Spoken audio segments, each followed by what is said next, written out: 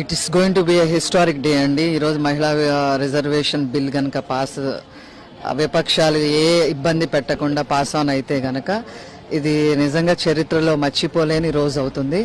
మహిళలకి top priority ఇచ్చినందుకు ఎన్డీఏకి దేశమంతా కూడా ముఖ్యంగా మహిళలందరూ కూడా రుణపడి ఉంటారు.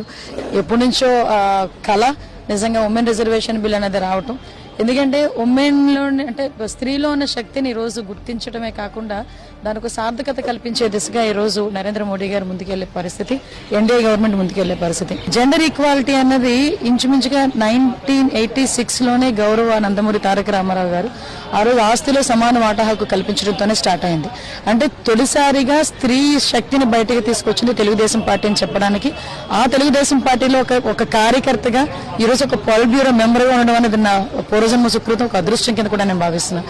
అటువంటి జెండర్ ఈక్వాలిటీ ఆ రోజు నుంచి తీసుకురావడమే కాకుండా ఈ రోజు ఒక ఏడాది అయింది ఈ రోజు ఎన్డీఏ గవర్నమెంట్ కి కూడా.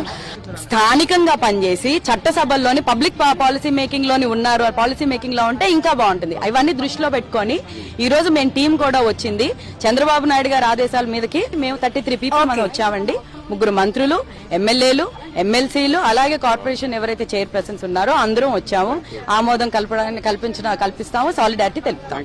ఎంతో మంది మరి మేము మహిళా బిల్లు పాస్ చేస్తామని చెప్పారే తప్ప, మాటల్లే చెప్పారే తప్ప మరి ఈరోజు పార్లమెంట్ లో మహిళా బిల్లు పెట్టడం మరి చాలా చాలా ఆనందంగా ఉంది. ఎంతో మంది మహిళలు కూడా ఈ రోజు 1000 కళ్ళతో ఎదురు చూస్తున్నారు.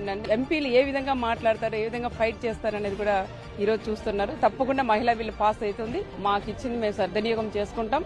మహిళలకు ఇస్తే ఏదైనా సాధించుకోగలం అనేది కూడా ఒక ధీమా కూడా మహిళలకు ఉంది.